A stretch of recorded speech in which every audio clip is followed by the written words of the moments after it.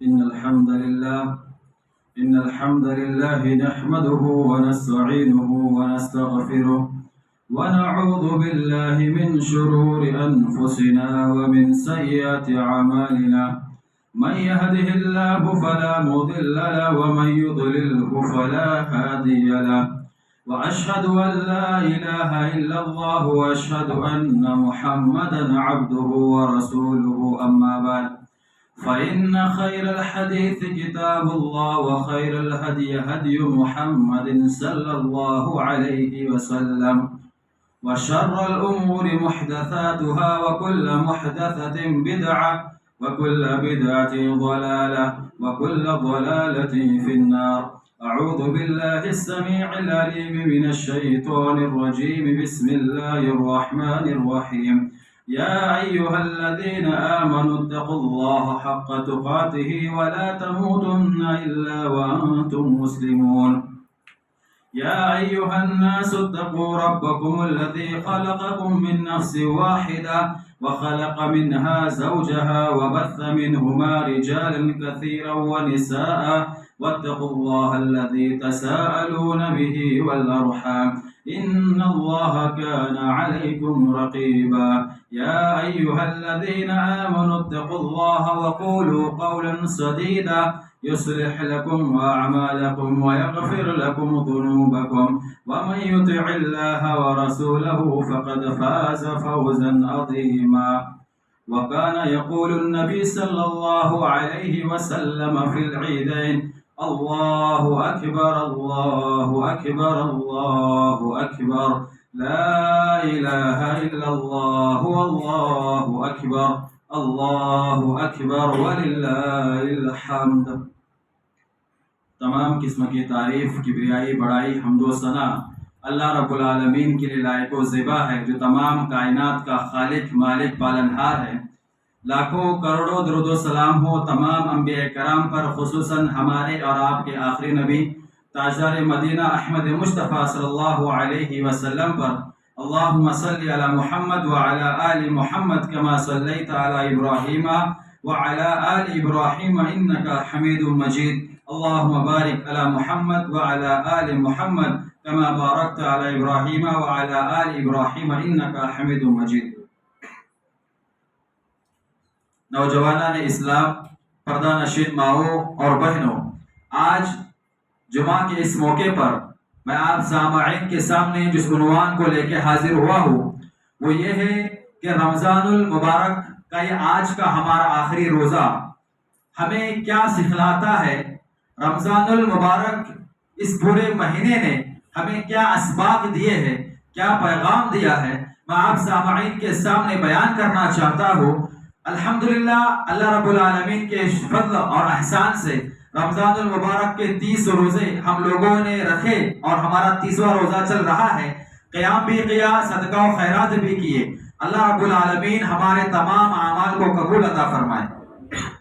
معزز سامعین کرام، قبل اس کے کہ میں اپنے اصل عنوان کی طرف آؤں، کچھ تمہیدی باتیں کرنا چاہتا ہوں.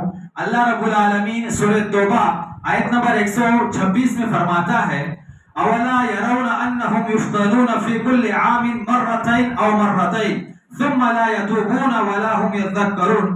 کیا یہ لوگ نہیں دیکھتے کہ ہر سال کسی ایک بڑی مصیبت میں، کبھی کبھار ایک سال میں 2 بڑی مصیبتوں میں ہم ان کو ڈال دیتے ہیں، اور کبھی ایک سال میں ایک مصیبت آتی ہے، کبھی کوئی بڑی بیماری آ جاتی ہے، کبھی پوری دنیا بھر میں جنگ چلتی ہے، کبھی دنیا بھر میں مسلمان ہو کہ غیر مسلمان ہو سب کو مارا پیٹا جا رہا ہے.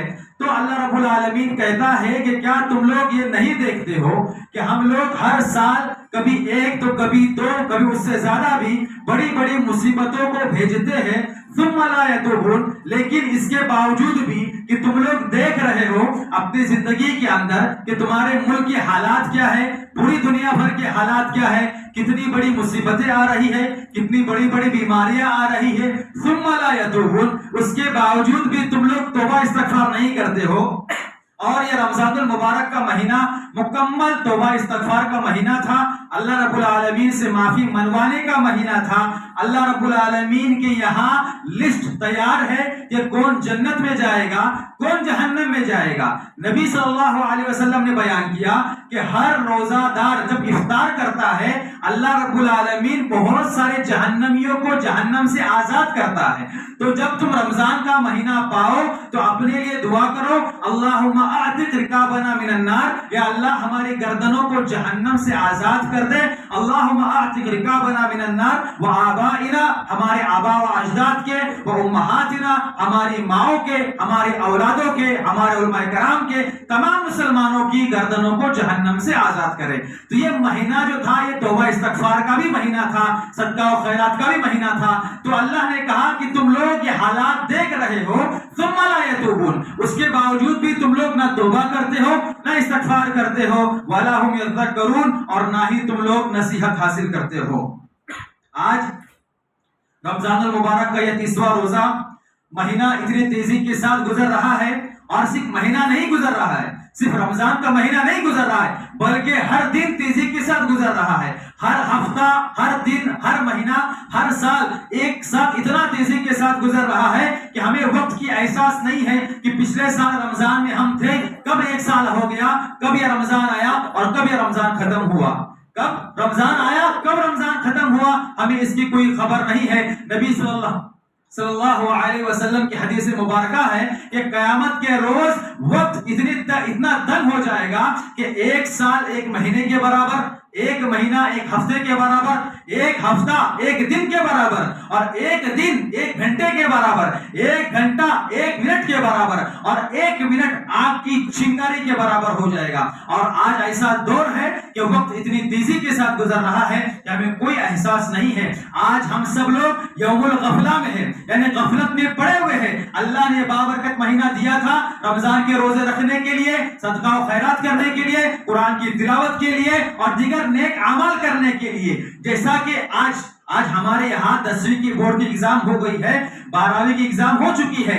جیسے ہی 12ویں کی ایگزام سے پہلے، 10ویں کی ایگزام سے پہلے، یا مدرسے کے ایگزام فائنل ایگزام سے پہلے ہم لوگ کیا سوچتے ہیں کہ ابھی وقت ہے، ابھی ایک سال باقی ہے، ٹیوشن لگائیں گے، محنت کریں گے، پڑھیں گے، اور پھر کیا ہوتا ہے 10ویں کا پیپر ہونے سے پہلے، 12ویں کا پیپر ہونے سے پہلے، یا اس سے اوپر کی ڈگری کے پیپر ہونے سے پہلے ہمارا مائنڈ سیٹ کیا ہوتا ہے کہ ابھی تھوڑا ٹائم ہے، ہم لوگ پڑھیں گے، بعد میں جب فائنل ایگزام آئے گا ہم لوگ اس کی تیاری کریں گے۔ تو ہم لوگ اس ٹائم پہ غفلت میں رہتے ہیں کہ مطلب تھوڑا ابھی ٹائم ہے کرتے ہیں، اور جیسے 10ویں کا رزلٹ ہمارے ہاتھ میں آتا ہے، نامہ اعمال ہمارے ہاتھ میں 10ویں کا ہو، 12ویں کا ہو، مدرسے کا سرٹیفکیٹ ہو، اور جب دیکھتے ہیں کہ ہم لوگ فیل ہو گئے تو پھر ہم لوگ یوم الحسرہ میں ہوتے ہیں کہ ایک کاش کہ ہم لوگ ایگزام سے پہلے پڑھے ہوتے، ایگزام سے پہلے ٹیوشن میں محنت کیے ہوتے، ایگزام سے پہلے ہم نے محنت کیے ہوتے۔ تو اللہ نے جہاں پر بھی قرآن مجید میں دنیاوی زندگی کا جہاں پہ لوگ غافل ہے وہاں پہ یوم الغفلہ کا لفظ استعمال کیا ہے کہ لوگ غفلت میں ہے، ابھی تو بچپنا ہے، ابھی تو جوانی ہے، ابھی اور رمضان آنے والا ہے، اللہ کی عبادت کریں گے، بوڑھے ہو جائیں گے، اس کے بعد ہم اللہ کی عبادت کریں گے۔ کچھ سالوں پہلے ایسا ہوتا تھا کہ مسجدوں کے اندر بوڑھے زیادہ ہوتے تھے، اللہ نے عمر میں اتنی برکت دی تھی۔ آج ہمارے مسجد میں نظر دوڑائے 2 سے 3 آپ کو بوڑھے نظر آئیں گے۔ دوسرے مسجدوں میں جائے جہاں پہ کئی 50-60 بوڑھے ایک مسجد میں رونق ہوا کرتی تھی۔ اللہ ہمارے بزرگوں کی عمر میں برکت دے، اللہ ان کی عمر میں برکت دے، ان کے اعمال کو قبول کرے۔ فجر کی نماز خصوصاً یہ بزرگ حضرات ہی ہے جو مسجد کو رونق بخشتے ہیں، لیکن آج ہماری مسجدوں کا حال دیکھیں، وہ بزرگ آج ہمارے درمیان نہیں ہے۔ آپ ہر جگہ دیکھیں آپ کو بزرگ بہت کم ملیں گے۔ زندگی کا کوئی بھروسہ نہیں ہے۔ اس گمان میں نہ رہنا کہ بوڑھے ہونے کے بعد ہم اللہ کی عبادت کریں گے۔ بچہ پیدا ہونے کے ساتھ مر جاتا ہے، یہاں سے نکلنے گھر پہنچنے سے پہلے انسان کا ایکسیڈنٹ ہو کے مر جاتا ہے، موت کا کوئی بھروسہ نہیں ہے۔ آج ہم غفلت میں ہیں کہ آج ہم بعد میں کریں گے، کل قیامت کے دن جب اللہ نامہ اعمال ہاتھ میں دے دے گا تب اس وقت سمجھ میں آئے گا کہ کاش کہ ہم نے دنیا کے اندر اللہ اس کے رسول کی باتوں کو سنا ہوتا۔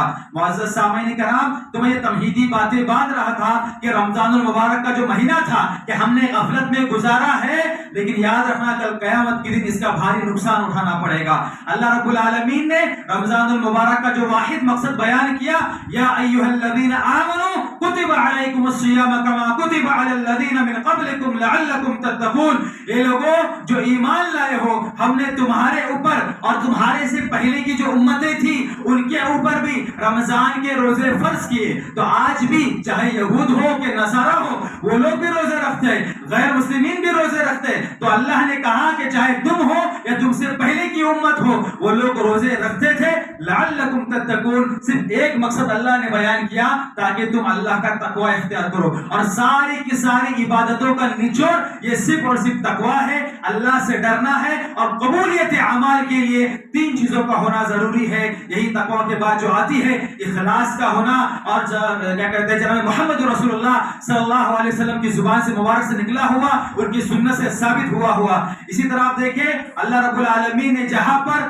تقوی کا ذکر کیا وہیں پہ سورہ مائدہ آیت نمبر 27 میں اللہ تعالیٰ فرماتا ہے انما يتقبل اللہ من المتقین، کہ اللہ رب العالمین تمام اعمال کو صرف متقیوں کے اعمال کو قبول کرتا ہے، جو متقی ہوتا ہے اس کے اعمال کو اللہ قبول کرتا ہے۔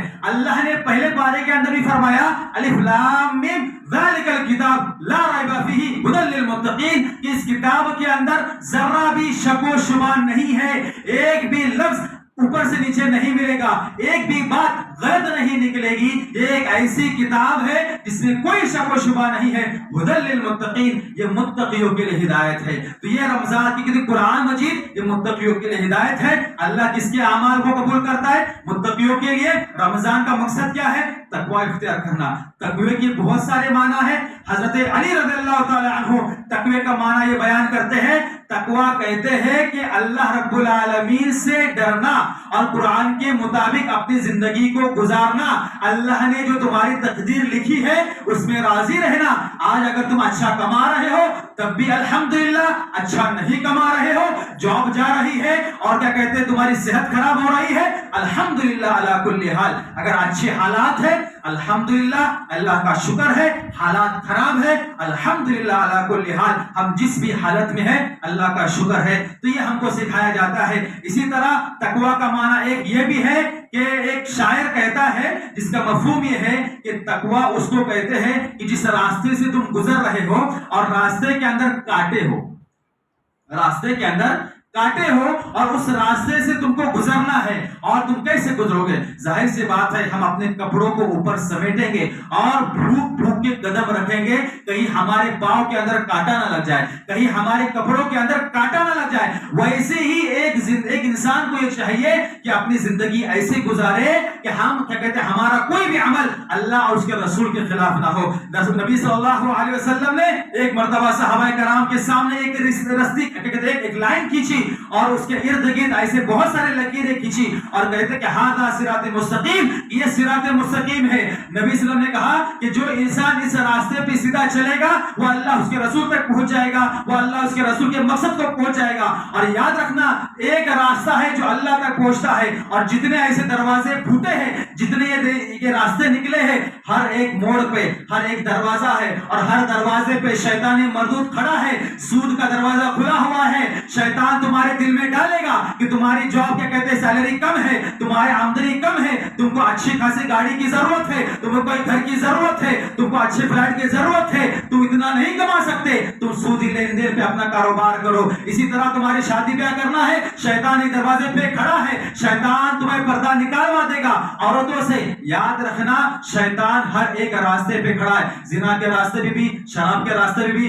جھوٹ کے راستے پہ بھی۔ ایک راستہ ہے جس کا جنت کی طرف جاتا ہے، اور باقی جتنے راستے ہیں ہر راستے پہ شیطان مرضود کھڑا ہوا ہے۔ تو اسی لیے انسان کو ایک کوشش کرنی چاہیے کہ وہ ہر حال میں اللہ رب العالمین سے ڈرتے رہے۔ اسی طرح اللہ رب العالمین فرماتا ہے یا ایھا الذین آمنوا اتقوا اللہ ولتنظر نفس ما قدمت لغد واتقوا اللہ، کہ ہر انسان کو چاہیے کہ جو ایمان لایا اپنے آپ میں جھانکے کہ کل کے لیے میں نے کیا تیار کر رکھا ہے۔ میرے پاس میرا بینک بیلنس ہے، آپ کے پاس اپنا بینک بیلنس ہے، آپ نے فیوچر کا سوچ کے رکھا ہے کہ بچوں کو اعلیٰ تعلیم دینا ہے، بچوں کی اسکول کی فیس ادا کرنی ہے، عید آئی، عید کے لیے آپ نے پہلے مہینہ 2 مہینے سے آپ نے تیاری کر کے رکھی ہے، آپ نے فیوچر پلاننگ کی ہے، اس ٹائم پہ یہ کرنا ہے، یہ کرنا ہے، یہ کرنا ہے۔ اللہ کہتا ہے کیا تم نے کر آخرت کی تیاری کر لی ہے، آخرت میں اپنے آپ سے پوچھو کہ ہم نے اس رمضان المبارک کے مقصد کو پا لیا؟ کہ رمضان کے اندر آپ نے اپنے گناہوں کی بخشش کروا لی ہے؟ کہ اللہ سے معافی منگوا لی ہے؟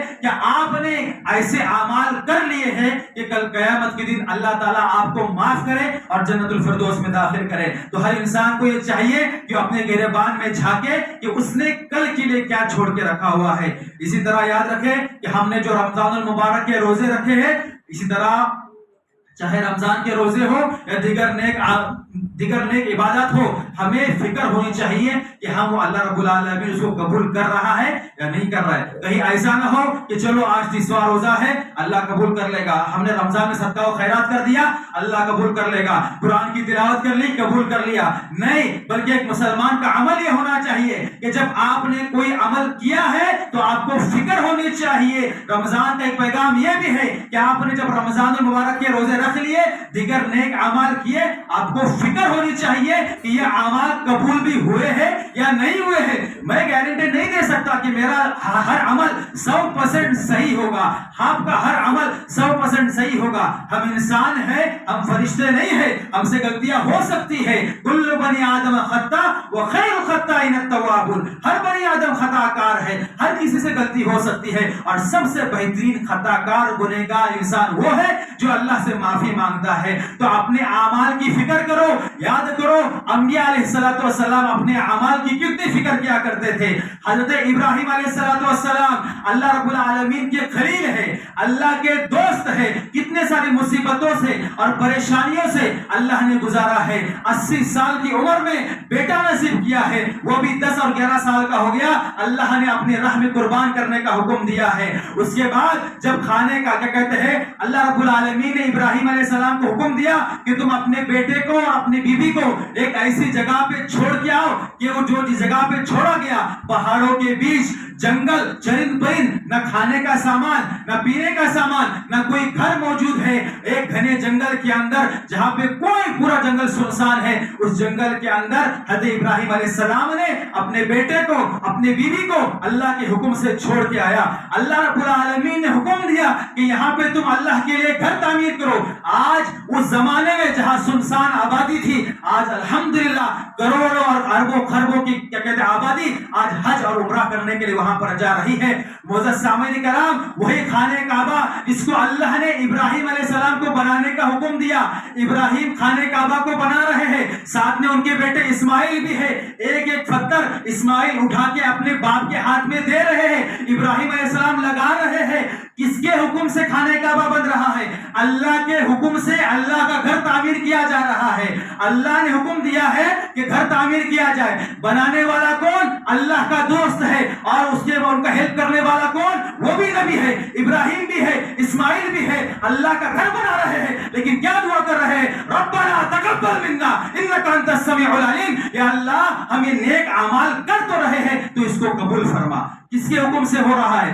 اللہ کے حکم سے اللہ کا گھر بنا رہا ہے، بنایا جا رہا ہے، اور بنانے والے کون؟ اللہ کے معزز انبیاء کرام ہے۔ لیکن پھر بھی کیا دعا کر رہے ہیں؟ ربنا تقبل منا، یا اللہ ہمارے اس عمل کو قبول فرما۔ تو میری کیا حیثیت ہے اور آپ کی کیا اوقات ہے کہ کیا آپ کے رمضان کے روزے قبول ہو گئے؟ کیا آپ کے صدقہ و خیرات قبول ہو گئے؟ کیا آپ کی قرآن کی تلاوت قبول ہو گئی؟ کیا آپ کی دیگر نفلی عبادت قبول ہو گئی؟ تو اسی لیے بے فکر مت ہونا کہ ہم نے عبادت کر لی ہے تو قبول ہو جائے گا، بلکہ اپنے اعمال کی فکر کرو کہ ہمارا عمل اس کے اندر اخلاص تھا یا نہیں تھا، وہ عمل جناب محمد رسول اللہ صلی اللہ علیہ وسلم کے مطابق تھا یا نہیں تھا، اس کی فکر کرنی چاہیے۔ اسی طرح رمضان کا ایک اہم پیغام یہ ہے استقامت، یعنی تم جو کنٹینیو اب رمضان کے روزے رکھ رہے تھے، جس طرح سے رمضان میں نماز پڑھ رہے تھے، جس طرح سے صدقہ و خیرات کر رہے تھے، اس پہ کنٹینیو قائم رہو، کیونکہ اللہ کے نبی صلی اللہ علیہ وسلم نے فرمایا یا عبداللہ لا تکن مثل فلان، کہ اے عبداللہ، اے اللہ کے بندے،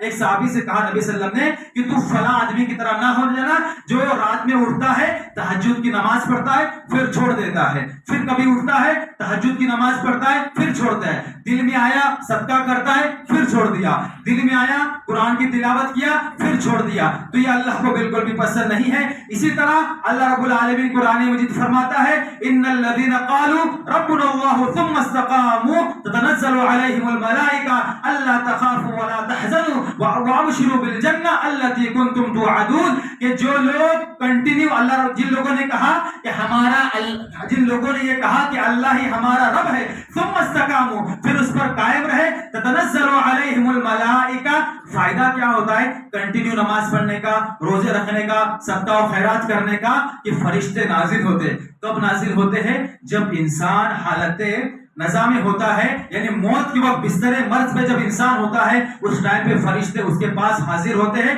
एक जुमला एक यहाँ पर एक कौल ये भी है, और कुछ उलमा कराम ये बयान करते हैं कि मरने के बाद कब्र के अंदर उसके पास फरिश्ते आते हैं। ये खास उस इंसान के लिए है जो कंटिन्यू इबादत करते रहता है, और फरिश्ते कहते हैं अल्ला तखाफू वला तहज़नू, खौफ न करना, अब इसके बाद जो तुम्हारा मरहला आने वाला है उसकी बिल्कुल भी फिक्र न करना, बल्कि तुमने दुनिया के अंदर जो नेक अमाल किए थे, कंटिन्यू नमाज पढ़ना, कुरान की तिलावत करना, सदका और खैरात करना, जो तुमने नेक अमाल किए थे, अल्लाह तखाफू, बिल्कुल भी खौफ मत करना, ये जो कब्र का मरहला आने वाला है निहायत ही आसान गुजरने वाला है। वला तहज़नू, हमें मालूम है कि तुम तुम्हारे पीछे तुम्हारे बच्चों को छोड़ के जा रहे हो, तुम्हारी बीवी को छोड़ के जा रहे हो, तुम्हारे माँ बाप को छोड़ के जा रहे हो, तुम्हें फिक्र है कि मेरे बाद मेरे बच्चों का क्या होगा, मेरे बीवी का क्या होगा। तो जो लोग कंटिन्यू नमाज पढ़ते हैं, दीगर नेक अमाल कंटिन्यू करते रहते हैं, फरिश्ते बशारत देते हैं वला तहज़नू,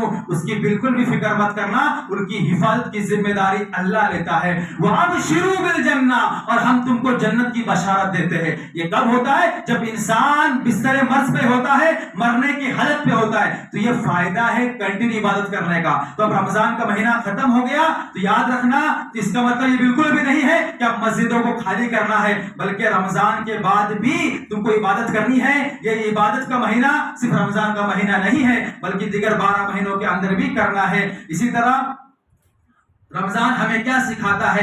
जब अल्हम्दुलिल्लाह हम इस पूरे रमजान के अंदर जब हम सहरी के लिए उठ सकते हैं, तो इसका मतलब हम लोग फजर की नमाज के लिए भी उठ सकते हैं। इसी तरह जब हम क़यामुल लैल कर सकते हैं, तो इसका मतलब यह है कि हम तहज्जुद की नमाज भी पढ़ सकते हैं। इसी तरह एक इंसान सुबह सादिक से लेके गुरूब आफ्ताब तक अपने खाने पीने पे कंट्रोल करता है, अपनी शहवत पे कंट्रोल करता है। अल्लाह उसके रसूल ने मना किया है, जिन लोगों की शादी हो चुकी है वो बीवी से हम बिस्तरी न करें। तो इंसान अगर दिन भर में अपने शहवत पे कंट्रोल कर सकता है, तो इसका मतलब यह है कि बाकी के 11 महीनों में भी इंसान अपनी शहवत पे कंट्रोल कर सकता है, हराम के खानों से बच सकता है और बुरी चीजों से भी बच सकता है। इसी तरह ये होता है कि अजान में अभी 1 मिनट बाकी है और हमारा खजूर हमारे हाथ में है, हम इस डर से नहीं खाते कहीं रोजा ना टूट जाए। अजान के लिए 1 मिनट बाकी है और हम लोग खजूर इसलिए नहीं खाते हैं कहीं हमारा रोजा ना टूट जाए। तो क्या आपको शर्म नहीं आती है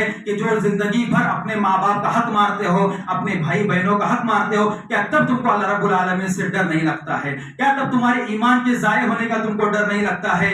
1 मिनट बाकी है, 2 मिनट बाकी है, डर लगता है कहीं रोजा ना टूट जाए और अपने बहनों का, भाइयों का विरासत में हक मारते हो, क्या तुमको उससे डर नहीं लगता है? इसी तरह भूख प्यास का एहसास, अल्हम्दुलिल्लाह 11 महीने हमको भूख का एहसास है, प्यास का एहसास है। हमको ये एहसास होना चाहिए कि जिन लोग बेचारे नहीं कमा रहे हैं, जो फुटपाथ पे जिंदगी गुजार रहे हैं, उनकी जिंदगी कैसे गुजर रही होगी। आज हमारे दस्तरखान पे चॉइस है कि हमको क्या खाना है, आज हम ये खाएंगे, ये खाएंगे, ये खाएंगे। उन बेचारे गरीबों के पास कोई चॉइस नहीं है, उनके पास एक वक्त की रोटी भी नहीं है। तो रमजान का महीना हमें सिखाता है कि गरीबों तक हमें खाना पहुंचाना है, सदका और खैरात पहुंचाना है। इसी तरह बस 2 से 4 मिनट आपको मैं चाहता हूँ, अल्हम्दुलिल्लाह ईद के आदाब मैंने दर्स के अंदर बयान कर चुका हूँ, लेकिन बस मैं इशारतन फिर एक मर्तबा रिपीट कर रहा हूँ कि अल्हम्दुलिल्लाह जैसे शव्वाल का चांद नजर आएगा, क्या कहते हैं नबी सल्लल्लाहु अलैहि वसल्लम का मामूल ये था कि चाहे घर में हो, मस्जिद में हो, बाजार में हो, लेकिन फिलहाल हमारे जो मुल्क भर का जो क्या कहते हैं जो माहौल है, इंसान को बचना चाहिए। असल तालीमात तो यही है कि बाजार के अंदर भी तकबीरत आम करे, लेकिन मैं ये कहता हूँ कि इंसान को इन हालात में बाजारों के अंदर इन तकबीरत से परहेज करे, अपने मन में पढ़े, घर گھر کے اندر پڑھے، مسجد میں پڑھے. کیا کہتے ہیں نبی صلی اللہ علیہ وسلم کا معمول یہ تھا کہ آپ تکبیرات پڑھتے تھے، اللہ اکبر اللہ اکبر اللہ اکبر، لا الہ الا اللہ اللہ اکبر اللہ اکبر وللہ الحمد. اسی طرح ایک ادب یہ بھی ہے کہ مسجد کی طرف پیدل چل کے آنا ہے، اور جس راستے سے آنا ہے انہیں کہتے ہیں جب جاتے وقت دوسرے راستے سے جانا ہے. اب یہ سمجھ میں آتا ہے یہاں سے 2.5-3 کلومیٹر آپ کا گھر دور ہے، یہ بہت مشکل ہے، لیکن جن لوگوں کے گھر مسجد سے قریب ہے وہ وہاں جا رہے ہیں تو سنت طریقہ یہی ہے کہ مسجد کی طرف چل کے جائے، اور جس راستے سے آپ مسجد کی طرف جا رہے ہو جاتے وقت آپ راستہ چینج کریں. اسی طرح جب گھر سے نکلو گے تو تاک عدد میں کھجور کھاؤ، 1 3 5 7 9 11 تاک عدد میں آپ کو کھجور کھانا ہے. اسی طرح عورتوں کو کیا کہتے ہیں مسجد کی طرف آنے سے نہ روکا جائے، یہاں تک کہ جو عورتیں حالت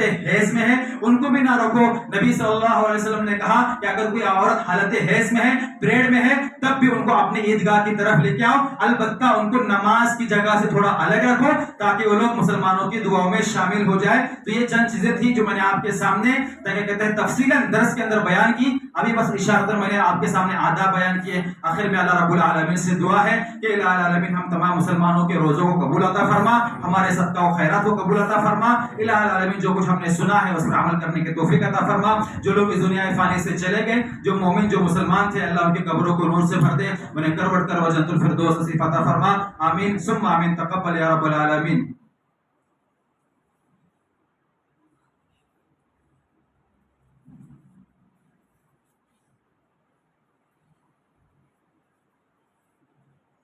إن الله وملائكته يصلون على النبي يا أيها الذين آمنوا صلوا عليه وسلموا تسليما. اللهم صل على محمد وعلى آل محمد كما صليت على إبراهيم وعلى آل إبراهيم إنك حميد مجيد. اللهم بارك على محمد وعلى آل محمد كما باركت على إبراهيم وعلى آل إبراهيم إنك حميد مجيد. عباد الله رحمني ورحمكم الله، إن الله يأمركم بالعدل والإحسان وإيتاء ذي القربى وينهى عن الفحشاء والمنكر والبغي يعظكم لعلكم تذكرون. ولذكر الله تعالى أعلى وأجل وأتم وأحم وأكبر.